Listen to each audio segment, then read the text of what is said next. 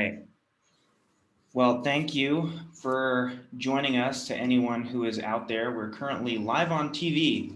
No, this is our energy and environment bills in the 2021 Wyoming legislative session. I'm Cooper McKim, the energy and natural resources reporter at Wyoming Public Radio, and also with me is Camille Erickson with the Casper Star covering energy. So we wanted to hold this event to give folks a primer on the session who may not be super familiar with what's going on, and also selfishly for ourselves to give us an excuse to dig into some of these bills. We also wanted to do it because there's a few ways that make this session a little bit different. One of which is that there's already been a short session. Normally there'd be 40 days, a lot of it would be in a row, but 28 bills have already passed, gone through committee, gotten the governor's signature. And we're going to talk about a few of those, but we're also going to dig into some of the big bills that are still to come starting next Monday. And some things haven't even been filed yet that will probably be relevant. So if you're thinking, they didn't talk about something that's still to come, we may just not know yet. For instance, something came up just this morning within the world of energy that we'll touch on. The other way that it's a little different is last year was a budget year, and this year I think are going to be a lot of cuts. It looks like there's a lot of effort to save money, make money, and energy squarely falls within that. So with all that said, we're going to start with what has already happened. And throughout, if you guys have questions, just drop them in the comment to this video on Facebook, and we'll try to answer them to the best of our ability at the end. And with that, I'll pass it to Camille. Great. Thanks, Cooper, and thanks everyone for joining today. Really excited to be here and run through what we might be able to expect in this very unprecedented session. So what happened during that unconventional 8-day virtual session? As Cooper said, we had lots of important bills. Some have already been decided. There will be some we can't go through, but there are 3 that we selected that we think are worthy and worth noting. And the first one I want to highlight has to do with the Wyoming Energy Authority. And as you may already know, the Wyoming Energy Authority is a relatively new state agency. It started last year when the legislature combined 2 existing agencies, the Pipeline Authority and the Infrastructure Authority, into the Wyoming Energy Authority. So the bill that passed, Senate File 43, during the 8-day virtual session this month, that allows the agency the options to pursue geothermal and hydro energy projects in addition to projects already related to more traditional energy sources. So the bill also allows the authority to support or issue bonds for these relevant projects, including rare earth minerals and other critical minerals, as well as the state's trona industry. Rare earth elements or rare earth metals are used in a pretty wide variety of consumer products. You can think batteries, cell phones, catalytic converters.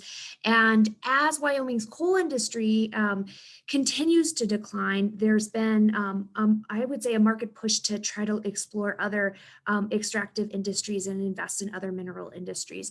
So it's definitely worth noting what that increased authority for this state agency, what we might be able to expect in the days to come. And so I just wanted to hop over to the next bill that was passed already in this 8-day session.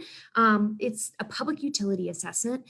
And this is House Bill 30. So it's designed to give the Public Service Commission, which is that regulatory body in the state that monitors our rate-regulated utilities, makes sure power is both affordable and reliable. It's essentially increasing their budget by adding additional tax mills to utilities currently served by the agency. And so it's estimated to raise about $2.3 million to help fund some positions within the agency that are necessary to help it run smoothly. And it probably would have passed pretty quietly had it not been for an amendment proposed recently by Representative Chuck Gray of Casper to withhold a portion of the agency's funding unless it stopped coal-fired power plants from retiring before 2035. And so the amendment was ultimately voted down, but just barely. I mean, it first failed by a slim 30-30 margin on the second reading, and then was rejected again in a 38-22 vote on February 1st. So we could see, I point this out because we could see other last-minute attempts by lawmakers to help Wyoming's coal energy, whether that be extending the lives of coal-fired power plants or finding ways to keep demand for our coal mines. And so for the third bill that passed in the 8-day virtual session, I'm going to shift over back to Cooper to talk about ad valorem taxes. What are ad valorem taxes, Cooper? Yeah, so if you followed the session at all in the past, you're probably familiar at least with the term, but if you're not, it's basically a mineral property tax that's sort of like severance. So if you imagine, Wyoming gets a lot of its funds from oil and gas severance, from coal severance, but this is that, but at a county level, and counties really rely on it. And severance is paid monthly, county every 18 months. And so over the course of decades, there's been a lot of companies that, there's been a lot of occurrences where delinquencies have built up, basically because of the 18-month lag. By the time counties notice that maybe a company went bankrupt and didn't pay, that company's gone, or something like that. Every single county has been affected by it to some extent, but during some of these interim discussions, which sought to basically create a process to fix that, there was a whole lot of discussion about the specific numbers. So in 2018, I think it was Casper Representative Steve Harshman said counties lost out on roughly $100 million in 2018 out of $500 million ultimately collected in mineral property taxes. So not insignificant. And it's also money that goes to schools, it goes to county infrastructure. So it's certainly critical to the whole state. And it's been in discussion for 5 or 6 years, certainly since I've been here. And there's been a little bit of tiptoeing around moving to the monthly, but last year it ultimately went through. During the interim, they decided these are the two approaches we could take. And both the industry side and the county side preferred the simpler option, one that did not require different percentages of catching up over 12 years. This one was more, all right, we're going to align with severance tax and try to make everyone pay on the same schedule. And there was a little bit of compromise. Both sides say it was a compromise, but ultimately counties will just have to figure out how to get some of the early money as the transition happens. So they'll get a loan from the state, and the Department of Revenue will also have to get some funds to situate itself to actually process that monthly payment. So it is somewhat of a switch, but I know folks were really, really happy to get that done. And the fact that it already was completed in the 8-day session, it at least surprised me, but it seems like there was a whole lot of work done there. So that is pretty much ad valorem. Anything else to add to that, Camille? Well, it sounds pretty complicated. And I think, so if just to understand what you're saying in sum, it's the legislature last year passed a bill that would ensure that our mineral taxes owed to counties were coming in more regularly, with the hope of preventing delinquencies or late payments like had been happening. And these bills are just tweaking that to make sure that that transition happens. Would you say that's a good way to sum it up? Yeah, absolutely. Thank you. Cool. So yeah, no, great. Let's dive into some of the bills that could affect the level of renewable energy development statewide in the years to come. So one that has gained quite a bit of attention is net metering, Senate File 16. So what does this bill do? Let's break it down. The bill asks the Public Service Commission, that agency I was talking about earlier that's monitoring and regulating our rate-regulated utilities in the state. Well, this bill asks that commission to establish a new net metering system that is fair to all ratepayers. So let's step back because not too long ago, I also wasn't very familiar with what net metering was. And so the state's current net metering system that's been in effect for about 2 decades, and it applies to small scale energy generators like residents. It may be you who have solar panels on your roof or a small wind turbine in your backyard. I think this investment for many people is a pretty practical one. You think over time, you can save money on your energy costs, and excess power can then be sold to utilities, and you recoup, you receive a credit.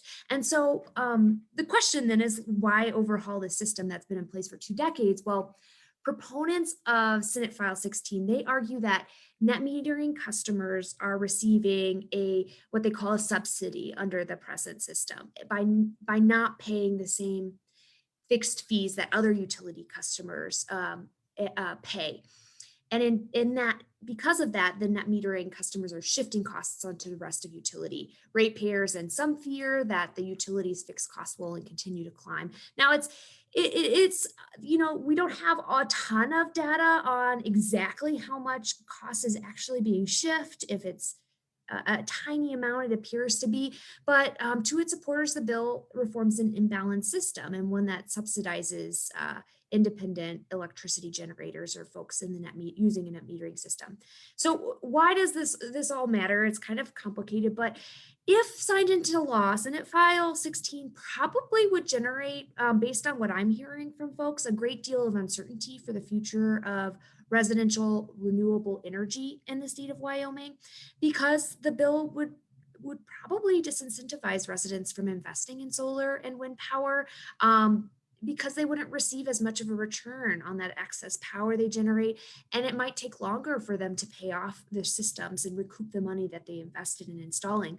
It also, critics say, could hurt small businesses installing renewable energy on their homes, deter renewable energy companies from investing in Wyoming, and just send the wrong message overall with the direction that our kind of energy landscape needs to head. So it would grandfather in, as it exists right now, the bill, net metering customers who have already installed wind and solar. But this is a bill to keep an eye out for. There's been quite a bit being massive public opposition to it. But there's also been consistent efforts by lawmakers to bring this up. This is not a new kind of bill. However, it's unique in that the legislature itself isn't going to be tweaking the net metering system. It's punting it to the Public Service Commission, saying, you figure it out, you find the best, most balanced way. So what's next for the bill? The bill, it passed during the Senate during its third reading at the end of January. And so the House committee, interestingly, hasn't taken it up. We were expecting it to during that 8-day virtual session, but it's still up for grabs in the March session. And it's still something that I'll be closely monitoring there. So just quickly, I also wanted to touch on one other solar energy bill that I'll be keeping an eye on. And this one applies to big utility scale solar farms. So this bill was introduced this month, and it proposes to exact a $1 per megawatt hour of electricity tax on solar energy facilities in Wyoming. And if passed, it's kind of comparable to one that's already exacted on wind facilities. And Representative Albert Summers of Pinedale actually sponsored the proposed legislation. And to him, when I talked to him, he says this is just creating parity within our renewable energy realm, as he called it. And the tax would not apply to small scale energy producers like homeowners that we were just talking about with the solar panels on your roof. At the moment, we don't have very many utility scale solar farms in our state, just one, Sweetwater Solar Energy Project in Green River. And critics of the bill say it's just the wrong approach. It's only going to chill solar development in the state at a time we need to be increasing our renewable energy and diversifying revenue streams.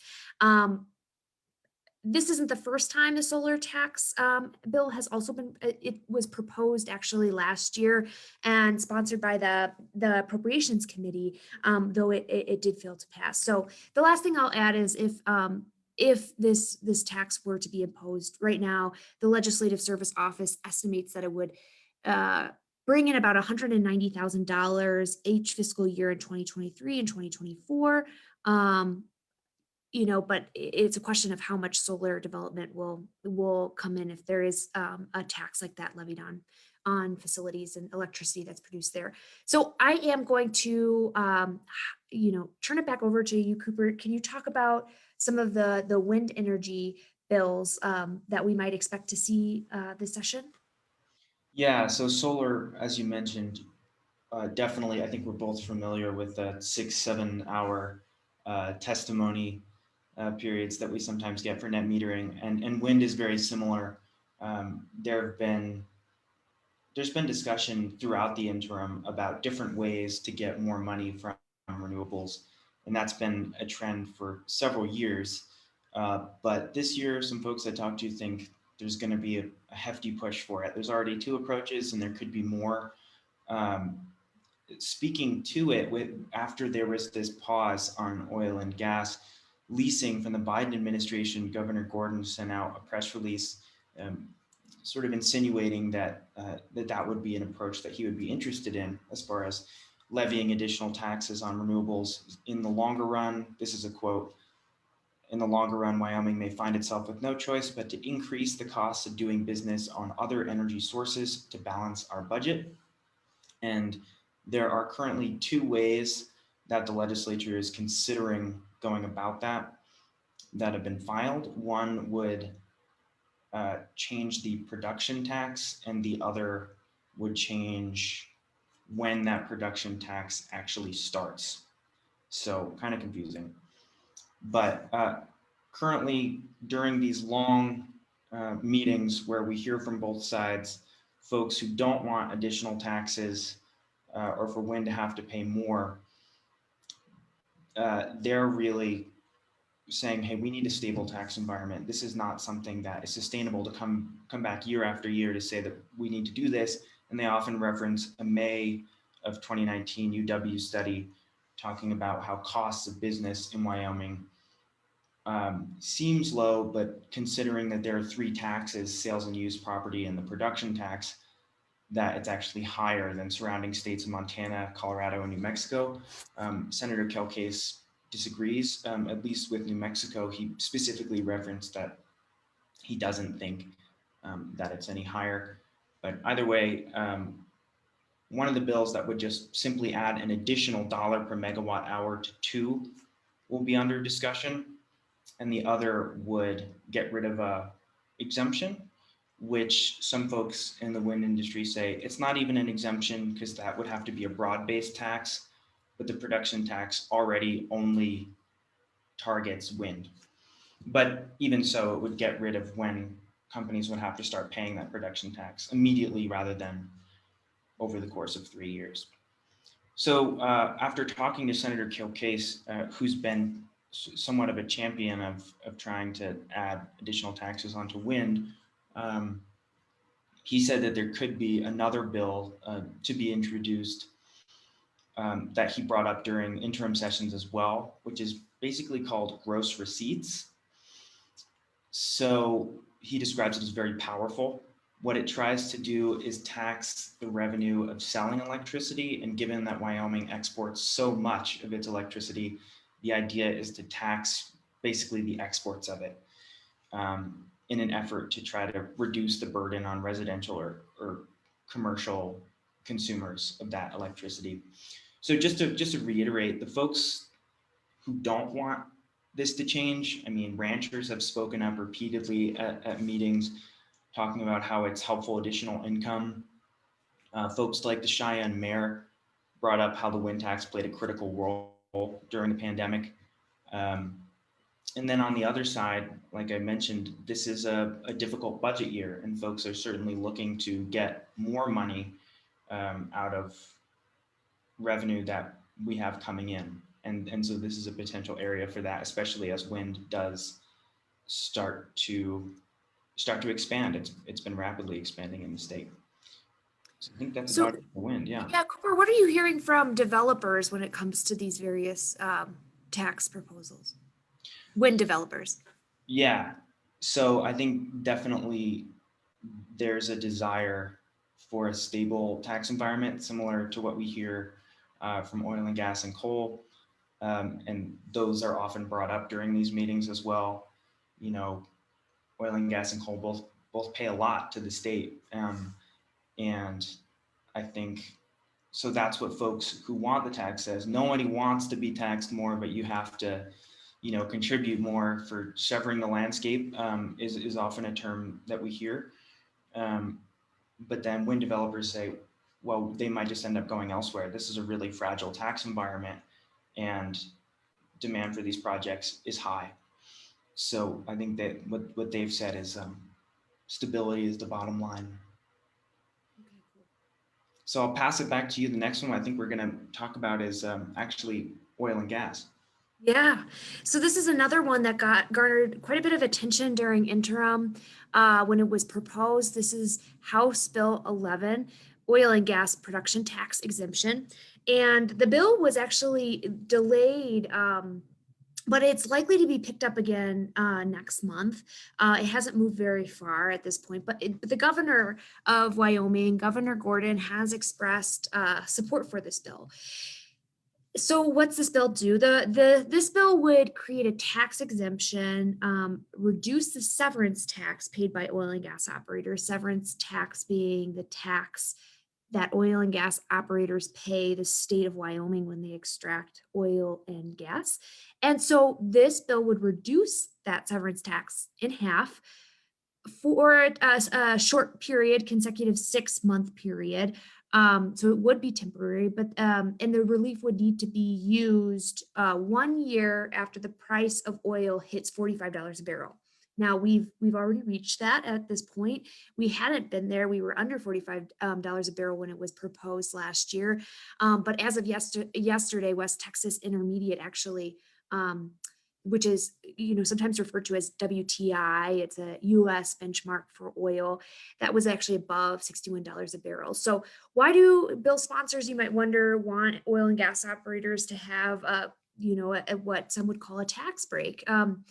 So oil and gas activities, as many of you probably know, really tanked during the pandemic. They were hit pretty hard by just lack of demand, as well as a global oil price war that started last March, actually, which doesn't seem like a long time ago, but it was almost a year ago. And so several oil and gas companies really had to trim their workforces, reel in expenses, shut in wells.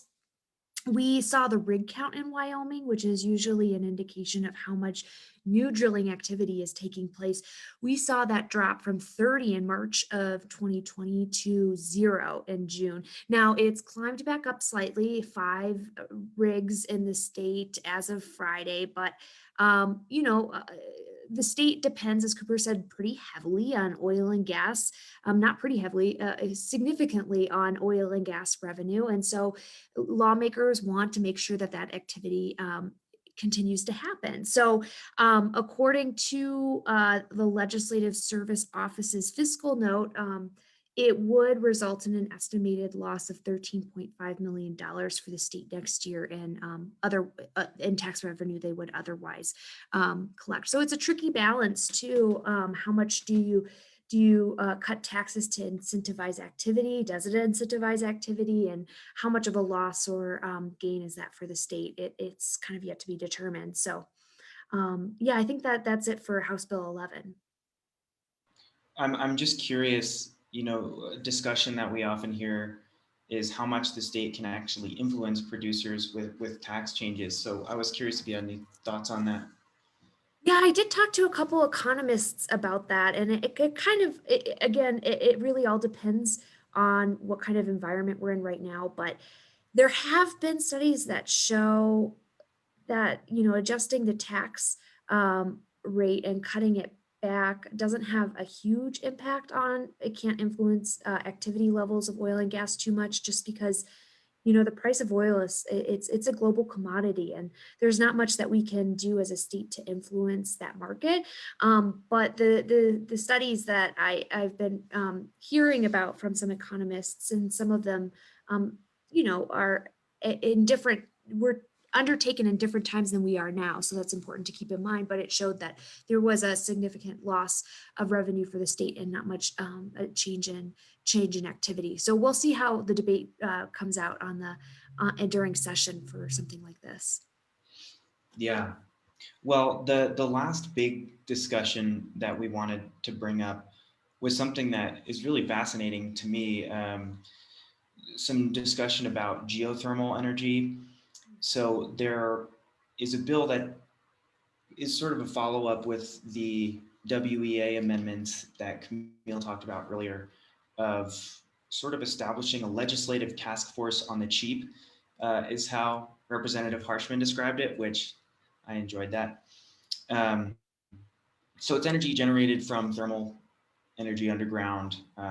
We're not talking about Yellowstone. This is more like Midwestern Wyoming.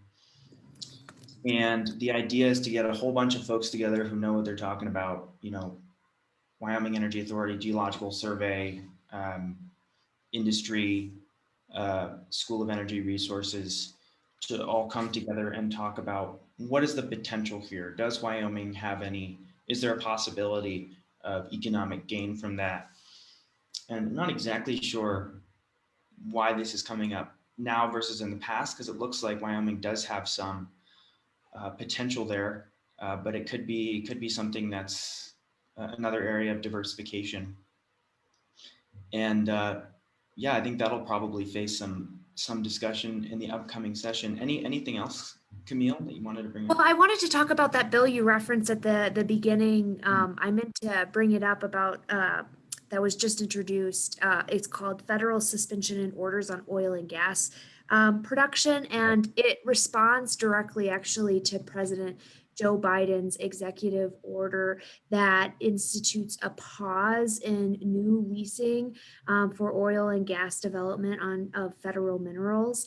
And this would ask the President of the United States to rescind, reverse, or repeal that executive order, as well as a other secretarial order that was issued on his first day in office by the acting Secretary of the Interior Department, which also just shifts who has the ability to approve new permits and leases for oil and gas developers. And it's faced quite a bit of backlash here in Wyoming, although it's pretty complicated. And so I think that we could see, given how much opposition we've seen, these executive orders from Biden, as well as a secretarial order gain here, this could have some traction moving ahead.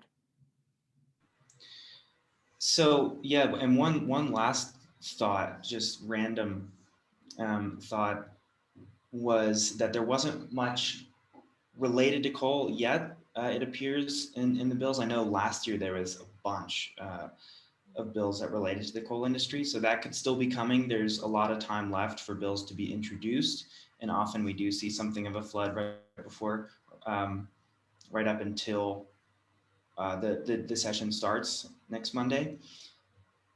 But we also want to remind you, if you have any questions, to comment on this video, and we'll try our best to answer them. So let's see if there are any yet. So first question here, it seems that rare earth minerals could be an important industry for Wyoming. What do you think? Well, I think what I've been hearing is that we need to look into all possibilities. And given that we have a history as a state of mining and extraction, that infrastructure is already there, I think it will be fascinating to see the growth of battery storage technology, as well as electric vehicles. And obviously, I'm not an expert on which of those metals that are required for products like that could come from Wyoming, but it's something that I'll definitely take a deeper look in, and I think is the intent of the Wyoming Energy Authority's kind of broadened authority, is to be able to pursue. And I know, just having talked to industry groups like Wyoming Mining Association, they're big proponents of it. So. Okay. let's see. So do you know much about the federal land transfer bill that got filed today, Cooper? I missed that one. Well, actually, I don't know if it was filed today, but I think it was very recently. It may have, it actually, I think it would. I don't know when it was, but very recently. I don't know very much about it. I'm still looking into it as of today, actually. So stay tuned for that. I do know that this is not the first time it's been brought up, and that it has generated quite a bit of controversy in the past. So, Well, with that, I think we might say adieu. Thanks for everyone for tuning in. Anything else you want to mention, Camille, before we sign off here? yeah, I just want to mention that if you have any other further questions, and of course, Oh yeah. I don't know the answers to all questions, and but I'm happy to do digging and make calls to figure it out. And so you can find me on Twitter at Camille Reports, and then my email address, is connected to any story that I write, as well as a phone number. My email is camille.erickson@trib.com, and you're more than welcome to reach out, even just shoot your question over to me, or something that you want us to keep in mind. And I'll be in Cheyenne next week covering the legislature. So, and how can we get a hold of you, Cooper? So just on Twitter at Cooper McKim, and that'll have my email address too. And yeah, I would love to hear from folks. Sometimes it might take a minute to answer questions, but usually that's for the benefit of everyone, so that we can get the full story. We are annoying that way. Also, just a quick thought for folks who are interested in this stuff. I've been working on a podcast for about the past over 2 years about the Carbon X Prize competition as sort of a way to explore Wyoming's investment into carbon capture and sort of try to see it on the ground. So that is going to begin March 16. I'd love for folks to subscribe. It's a lot of the folks that we talk to around here. So with that, thank you everyone for joining us. Thanks for your support, and talk to you soon.